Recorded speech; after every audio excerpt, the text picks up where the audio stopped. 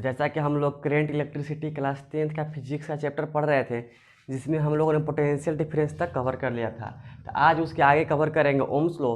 बहुत ही important topic है और सीरीज एंड पैरेलल कॉम्बिनेशन। इस वीडियो को पूरा अंत तक देखिएगा, बहुत सिंपल तरीके से आप लोगों को बताया जाएगा। तो शुरू करते हैं इलेक्ट्रिक करंट। देखिए इलेक्ट्रिक करंट होता क्या है बाबू? तो करंट क्या होता है, देखिए करंट होता है the rate of flow of charge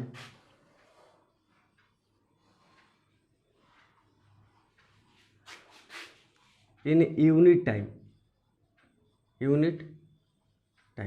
the rate of flow of charge in unit time, इसको बोलते हैं करंट। तो समझिए करंट कैसे होता है। देखिए मान चलिए कोई सर्किट है, ठीक है, सर्किट इसमें क्या लगा है, वोल्टेज लगा है भी। तो एक्चुअली में क्या ट्रांसफर होगा इसमें से? एक्चुअली में इलेक्ट्रॉन फ्लो करते हैं, यानी चार्ज क्या फ्लो करता है, चार्ज, जिसको हम लोग बोलते हैं क्यू। क्या बोलते हैं, क्यू। तो वही बोला है कि एक सेकेंड में कितने क्यू पास कर जाएंगे किसी भी सर्किट में, किसी भी कंडक्टर में, through a cross section area. मान के चलिए कि ये क्या है, कंडक्टर है, एक क्रॉस सेक्शन एरिया है, ठीक है, क्रॉस सेक्शन एरिया। इसमें से बोल रहा है कि सब इलेक्ट्रॉन भरे होंगे इसमें, तो पूरा। तो बोल रहा है कि एक सेकेंड में जितने इलेक्ट्रॉन पार हो जाएंगे, यानी उसी को बोलते हैं करंट। कहने का मतलब एक इलेक्ट्रॉन पर चार्ज कितना होता है, 1.6 × 10⁻90 कूलम होता है। यानी कि वही बोल रहा है कि जितने भी चार्ज कैसे पास करेंगे, जितने भी चार्ज पास कर जाएंगे एक सेकेंड में, उसको बोलते हैं करंट। यानी ध्यान दीजिएगा, करंट को लिखते हैं आई से, तो I = Q/T, I = Q/T। तो यहाँ Q क्या है, चार्ज है, यानी current = charge passing through any cross section area of conductor per unit time, यानी कि I = Q/T। क्लियर? देखिए करंट है, दूसरा पॉइंट है, दूसरा point, it's SI unit is ampere. ठीक है, इसका SI यूनिट करंट क्या होता है, एम्पियर। तीसरा पॉइंट है, इट इज डिनोटेड ए। क्या होता है, ए, इट इज डिनोटेड बाई ए, और ये क्या होता है, एम्पियर। ओके, यानी समझ में आया होगा करंट क्या होता है, the rate of flow of charge per unit time through any cross section area of a conductor is called current. ध्यान दीजिए फॉर्मूला और देखिए बाबू, जब I = Q/T, क्लियर। तो Q = क्या हो जाएगा, क्रॉस मल्टीप्लिकेशन करेगा, यहाँ 1 रहता है, अगर क्रॉस मल्टीप्लिकेशन करें तो Q = क्या हो गया, IT, यानी चार्ज = करंट इंटू टाइम, ये भी हुआ। और ध्यान दीजिएगा एक फार्मूला और है, I = Q/T होता है, बट ध्यान दीजिए Q = क्या होगा, NE। क्या होता है, NE कहाँ से है बाबू, तो E क्या है, E फॉर इलेक्ट्रॉन, और Q मतलब क्या है, चार्ज। तो चार्ज कैसे निकलेगा, तो एक इलेक्ट्रॉन पास किया तो कितना चार्ज, 2 इलेक्ट्रॉन पास किया तो कितना चार्ज, तो मैक्सिमम नंबर ऑफ इलेक्ट्रॉन कितने पास किए इस कंडक्टर से, उतना चार्ज। मानिए कि इलेक्ट्रॉन पास किया, ठीक है, इलेक्ट्रॉन फॉलो किया, 2 इलेक्ट्रॉन फॉलो किए, तो कितना चार्ज हुआ, तो 2 × 1.6 × 10⁻90 कूलम। क्लियर? 3 पास किया तो यहाँ पर 3 लिखेंगे, 4 पास किया था 4, टोटल मिला के चार्ज हुआ। तो उसीलिए होता है Q = NE, यानी N है नंबर ऑफ इलेक्ट्रॉन, ठीक है, नंबर ऑफ इलेक्ट्रॉन, ये टोटल क्या है, नंबर ऑफ इलेक्ट्रॉन। तो अब देखिए फार्मूला, तो I = क्या हो गया, NE/T हो गया। क्यों? क्योंकि Q = क्या रखे हैं, NE। तो उम्मीद करते हैं समझ में आया होगा। अब देखिए इसका SI यूनिट जो होता है कैसे कन्वर्जन करते हैं, ध्यान देखिए, अगर I = Q/T होता है, और I का क्या होता है, एम्पियर, A, Q का क्या होता है, कूलम, C, और टाइम में क्या होता है, सेकेंड, यानी एम्पियर = क्या हो गया, कूलम पर सेकेंड। क्लियर? तो ये था आपका इलेक्ट्रिक करंट। अब हम लोग देखेंगे ओम्स लॉ, ठीक है, नोट कीजिए। तो आइए हम लोग डिफाइन करेंगे 1 एम्पियर। जैसे एम्पियर, 1 एम्पियर, 1 एम्पियर को डिफाइन करेंगे। तो अभी बाबू हम लोग देखे थे एम्पियर बराबर क्या होता है, एम्पियर = होता है Q/सेकेंड, C/सेकेंड, यानी कि चार्ज अपॉन टाइम। तो 1 एम्पियर को डिफाइन कैसे कर सकते हैं, देखिए 1 एम्पियर कैसे डिफाइन करते हैं, जब यहाँ 1 रहेगा तो ऊपर में भी 1, नीचे में भी 1, तब तो ये 1 होगा। क्लियर? अगर ऊपर में 2 रहेगा नीचे में 1 तो बराबर नहीं हुआ। यानी 1 1 रहेगा तब left hand is equal to right hand. तो ध्यान दीजिए कैसे लिखेंगे, याद करने का तरीका यही है कि बस इसको आपको दिमाग में रखना है और खुद से लिखना है। तो क्या है 1 कूलम चार्ज, देखिए क्या है 1 है तो 1 coulomb charge passes through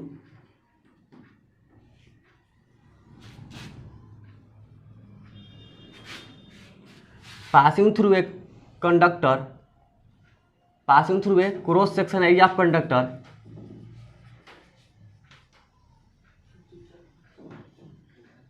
of a conductor in unit time। क्यों टाइम क्या है 1 सेकेंड, in यूनिट टाइम, ठीक है। इसी को बोलते हैं 1 कूलम, सॉरी 1 एम्पियर। समझिए कैसे 1 coulomb charge passing through a cross section area of any conductor in unit time. मान चलिए कंडक्टर है कोई, इसमें क्या है क्रॉस सेक्शन एरिया यही है इसका, तो 1 सेकेंड में कितने इसमें से चार्ज पास करेंगे, यानी कि 1 coulomb charge passing through a conductor of A cross section area in 1 second, इसी को बोलते हैं 1 एम्पियर। ये क्रॉस सेक्शन एरिया से 1 एम्पियर अगर 1 कूलम चार्ज पास कर गया तो उसको बोलते हैं 1 एम्पियर, ठीक है। तो ये था। अब इसके बाद हम लोग देखेंगे current is measured by A instrument is called, ऐसे लिख सकते हैं कि current is measured by ammeter. Ammeter के द्वारा करंट को मेजर किया जाता है। जैसे पोटेंशियल डिफरेंस को हम लोग मेजर कर रहे थे किससे, वोल्ट मीटर से, तो ये क्या है एम्पियर को अमीटर से। याद रखने का तरीका देखिए, करंट का एसआई यूनिट क्या होता है एम्पियर, तो एम्पियर को मेजर करते हैं अमीटर से। और वहाँ देखे थे पोटेंशियल डिफरेंस क्या होता है वोल्ट, V फॉर वोल्ट, तो किससे मेजर करते थे वोल्ट मीटर से, याद रखिएगा। दूसरा पॉइंट बाबू इसका, ये फर्स्ट था ये second. A meter has very low resistance, very low resistance। Ammeter के पास क्या होता है बहुत कम रेजिस्टेंस होता है, जबकि वोल्ट मीटर के पास क्या था वेरी हाई रेजिस्टेंस। तीसरा पॉइंट है इसका, it is connected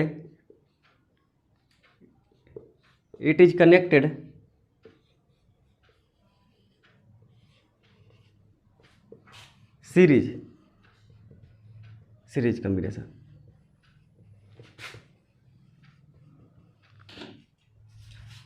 it is connected in series combination.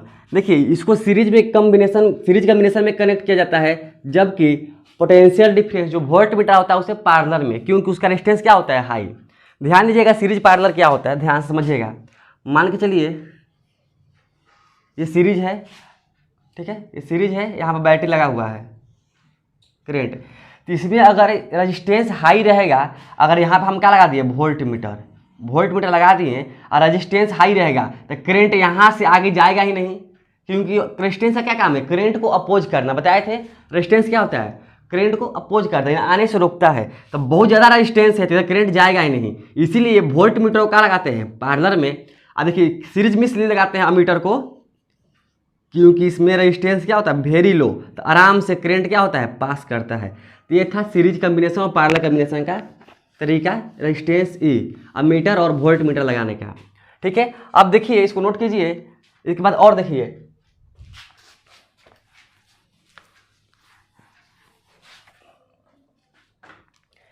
लिखिए at any junction total incoming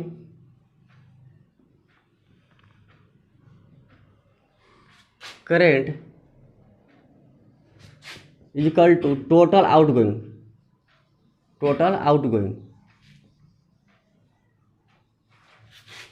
current.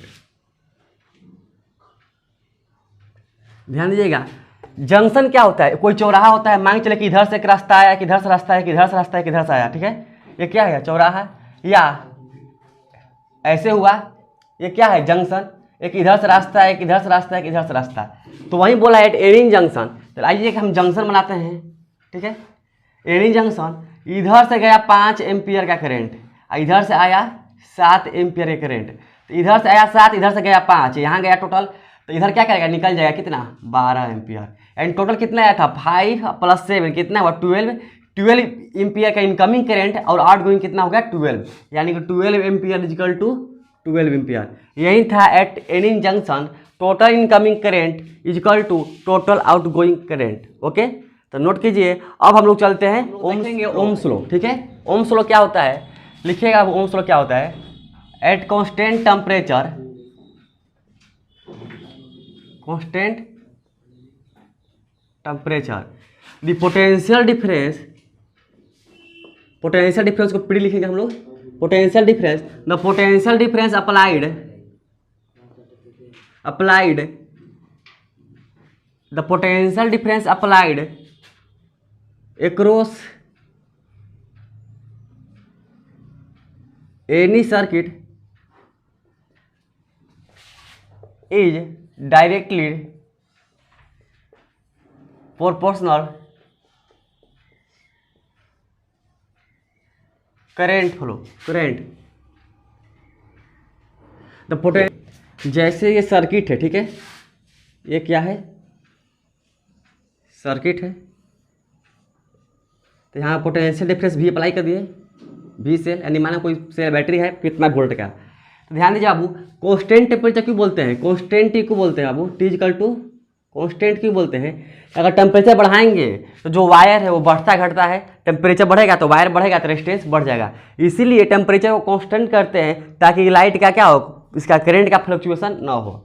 अब देखिए टेम्परेचर कांस्टेंट कर दिए तो बोल रहा है कि भी directly proportional to I.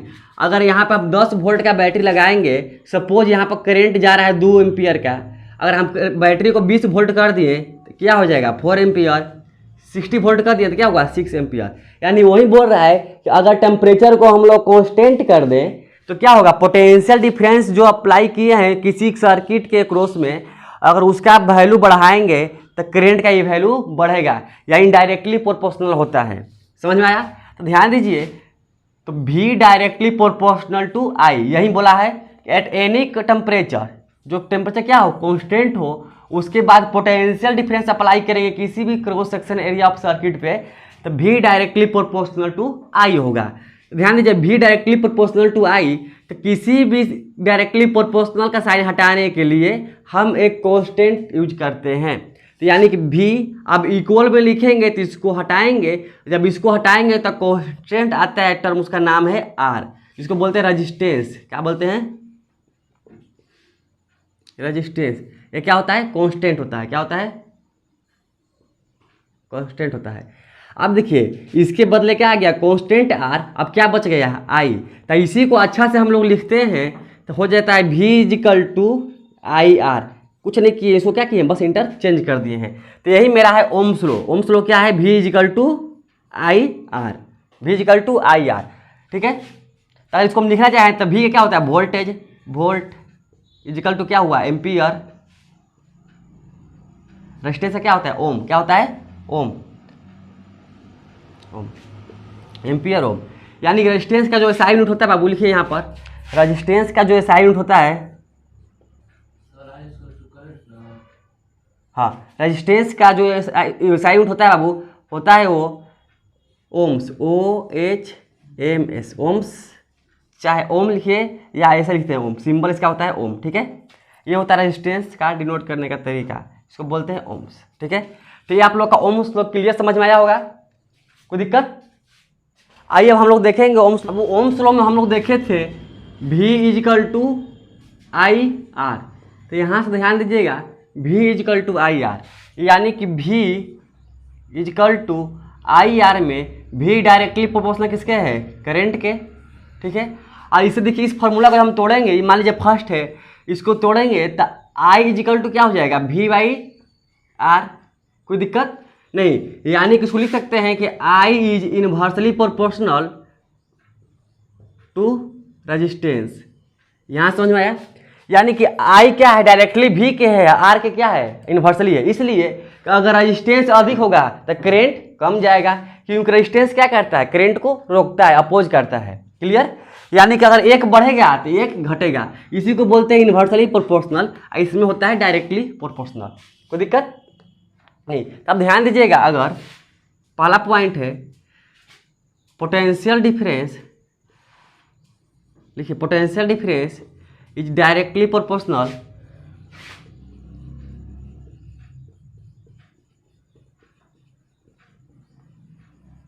Current, किसका, करेंट का। दूसरा पॉइंट है resistance is inversely proportional to current, ध्यान दीजिएगा। भी क्या है, डायरेक्टली है, और ये क्या है, इन्वर्सली है। अगर लिखिए नोट करके,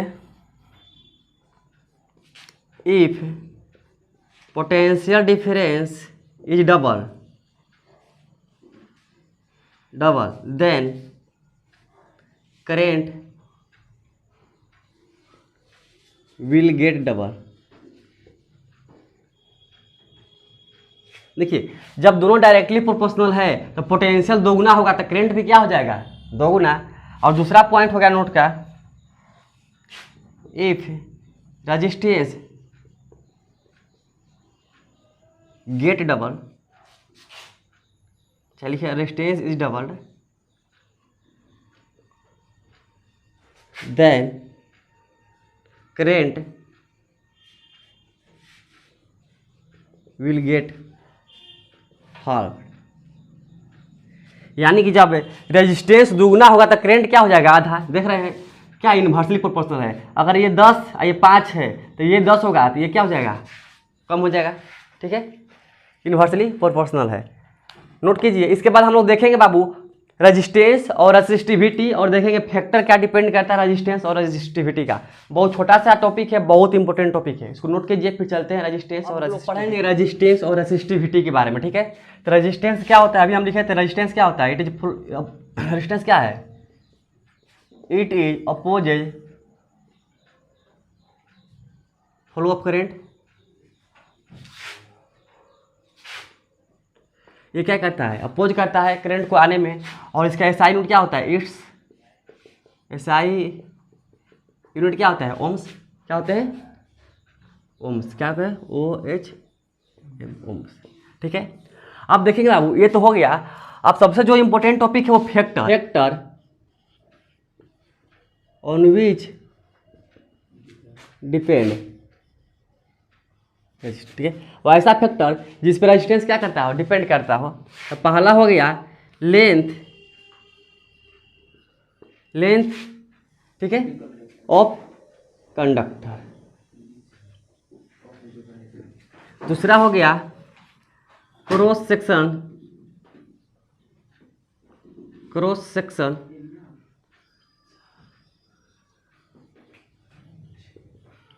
area of conductor, cross section area of conductor. देखिए क्या होता है अब उसमें, देखिए बाबू, तो लेंथ ऑफ कंडक्टर क्या होता है, मान के चलिए अगर लेंथ इंक्रीजिंग करेंगे क्या करेंगे, लेंथ ऑफ कंडक्टर कैसे डिपेंड करता है, अगर लेंथ हम इंक्रीजिंग करेंगे क्या करेंगे, लेंथ को अगर हम इंक्रीज करेंगे तो विथ क्या होगा, विथ रेजिस्टेंस भी इंक्रीजिंग। अगर लेंथ को बढ़ाएंगे तो रेजिस्टेंस भी बढ़ेगा। ध्यान दीजिए कैसे, अगर कोई सर्किट का लेंथ 2 मीटर है, वायर का क्या है 2 मीटर, अगर 2 मीटर से अगर हम 10 मीटर कर दें उसका वायर तो क्या हुआ, लेंथ बढ़ गया। जब लेंथ बढ़ गया तो क्या हुआ, रेजिस्टेंस भी बढ़ जाएगा। तो अगर लेंथ बढ़ाएंगे तो रेजिस्टेंस क्या होगा, ऑटोमेटिक बढ़ जाएगा। दूसरा cross section area of conductor, अगर क्रॉस सेक्शन एरिया को बढ़ाएंगे, ठीक है, तो रेजिस्टेंस क्या होगा, कम होगा। क्रॉस सेक्शन एरिया बढ़ेगा तो रेजिस्टेंस कम होगा। ये कैसे बाबू, तो मान के चलिए चाहे ऐसे देखिए आप लोग, बोतल है छोटा वाला, जैसे ऐसे देखिए बाबू, मान के चलिए छोटा सा बोतल है और ये क्या है, बड़ा बोतल। तो इसका जो क्रॉस सेक्शन एरिया होगा यही वाला होगा क्रॉस सेक्शन एरिया।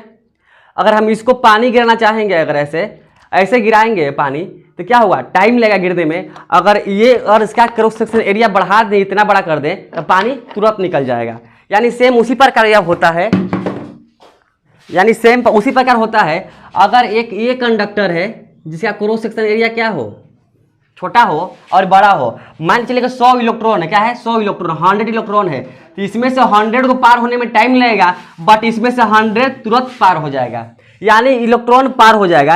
यानी इलेक्ट्रॉन का पार होने का मतलब क्या है, करंट जल्दी से निकलेगा। अगर क्रॉस सेक्शन एरिया बढ़ाएंगे तो क्या होगा, इलेक्ट्रॉन बढ़ेगा यानी करंट जल्दी से निकलेगा। जब करंट बढ़ेगा निकलेगा तो रेजिस्टेंस क्या हो जाएगा, ऑटोमेटिक कम।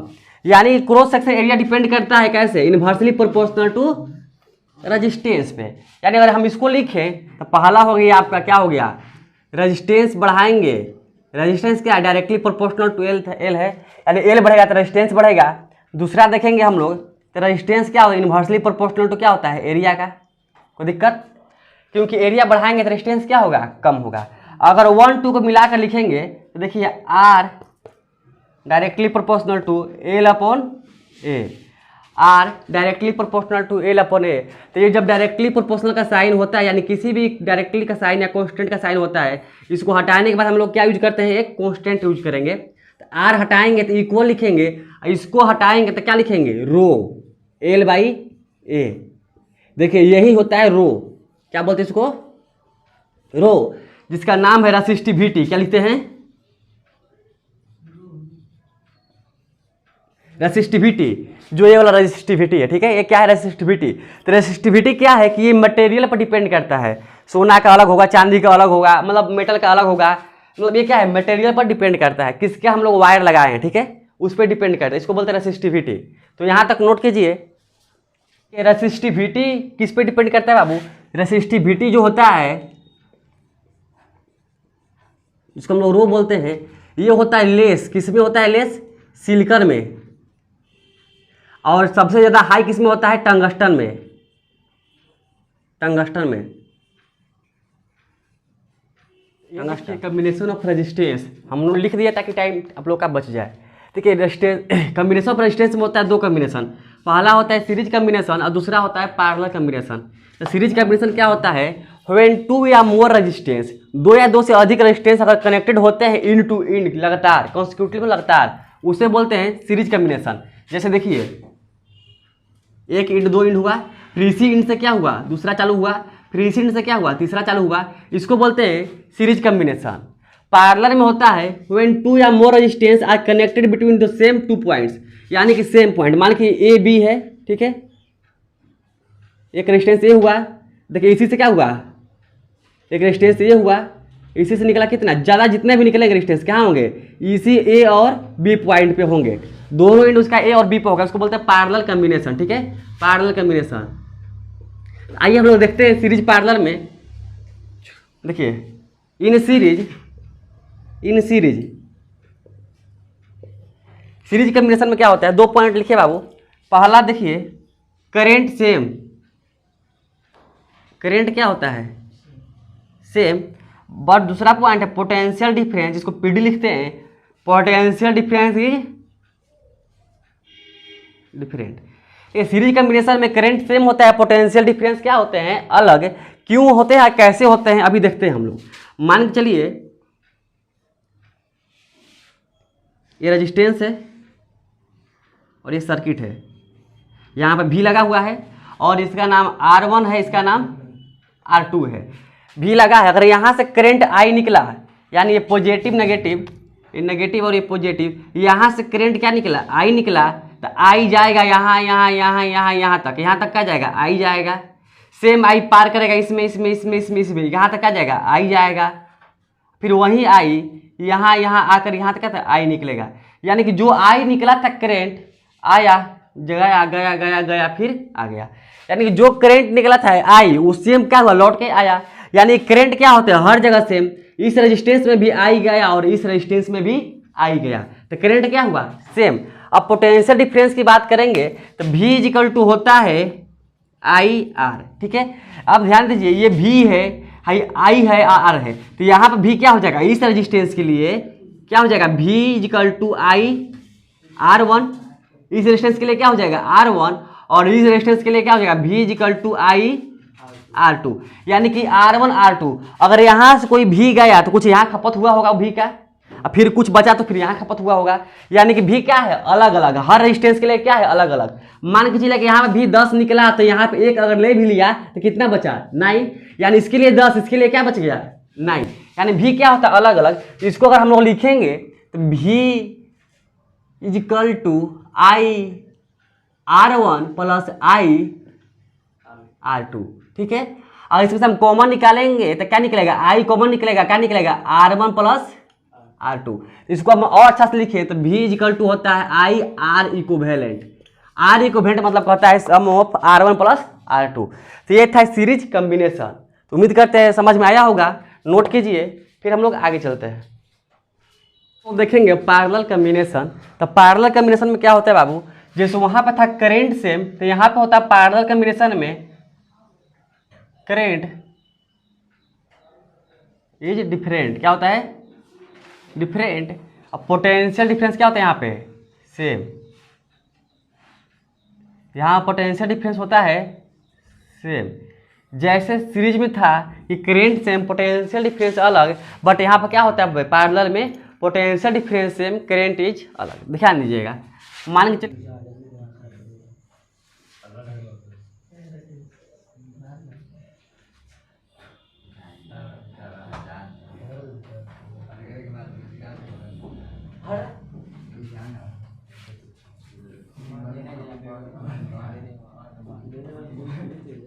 हाँ,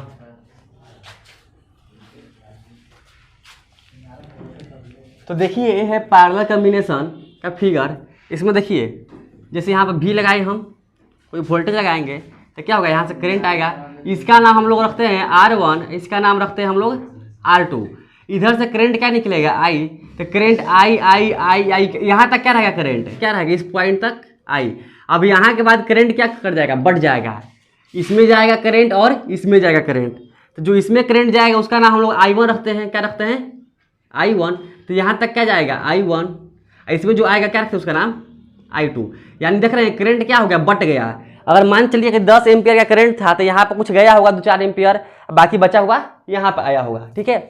यानी करंट क्या हुआ, बट गया। लेकिन पोटेंशियल डिफरेंस देखिए, यहाँ पे जो V था तो V यहाँ पे भी होगा, अब V यहाँ पे भी होगा, दोनों एंड पे क्या लगेगा, V।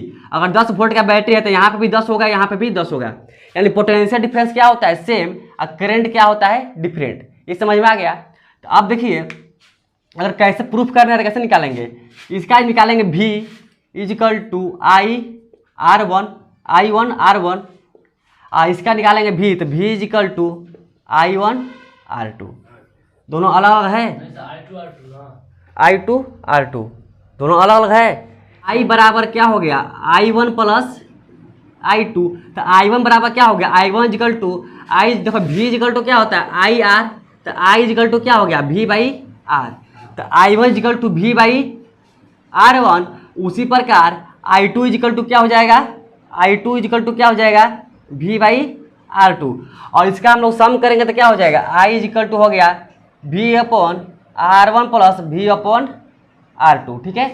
अब देखिए इसका क्या निकालेंगे, एलसीएम निकालेंगे, यानी क्या होता है आर इक्विवेलेंट निकालना सीखेंगे, ठीक है। तो यहाँ से मालूम चल गया कि करंट क्या होता है, डिफरेंट, बस पोटेंशियल डिफरेंस क्या होगा, सेम।